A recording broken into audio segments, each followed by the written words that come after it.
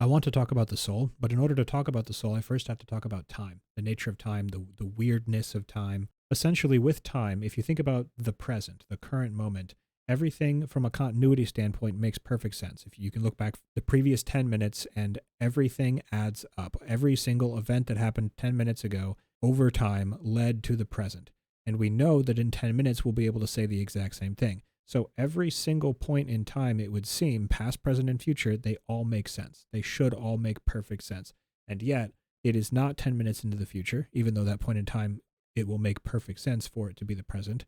It's not 10 minutes into the past, even though, again, it did make perfect sense for that moment in time in the past to be the present. It's right now. So why is it right now? Why isn't it some other time, even though all points in time should make perfect sense to be the present? Well, imagine a video file. A video file has a lot of similarities to this conundrum. Essentially, every single frame on the video exists as something that could be the present. If you pause a video, that frame that you're currently paused on is the present. If the video file is not being played, if it's just sitting on your desktop, there is no such thing as the present for that video file. Every single frame could be the present, but at the same time, every single frame is not the present. It's not until you open it and there's some external thing watching the video determining what the present means in order for there to be a present. So one of the solutions that could exist in order to fix the conundrum of, okay, well, if every point in time could easily be the present and would make sense as being the present, why is it right now instead of some other point in time? The answer is just, well, because maybe this is a simulation and there's something on the outside of the simulation that is playing it like a video, that is playing it like a game. If there is this thing outside of the simulation that is just watching it or playing it as a game, determining that this current frame is the correct frame, is the present frame, that would be the soul. So whatever is playing you as the character would be the soul. If you've seen my time-space video, I go over what the real world is like. The real world would have 3 dimensions of time and only 1 dimension of space. You would be a time-space construct, and you are just playing this side of reality like a video game. These bodies, they're like meaty VR suits.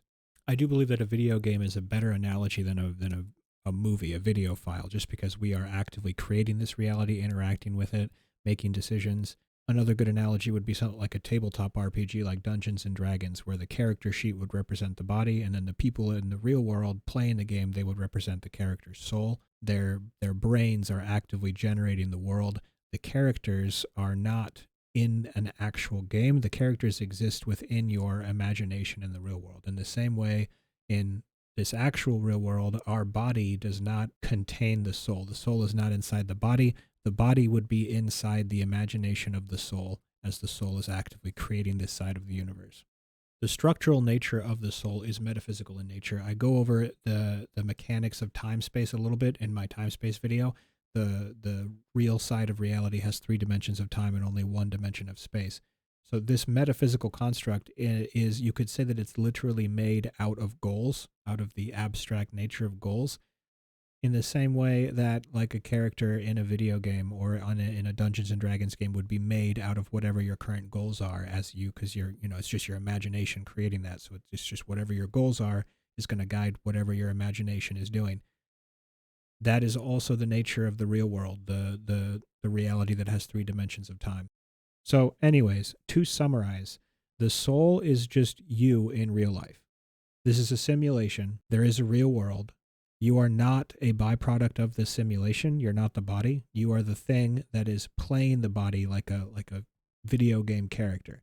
So your soul is just you in the real world.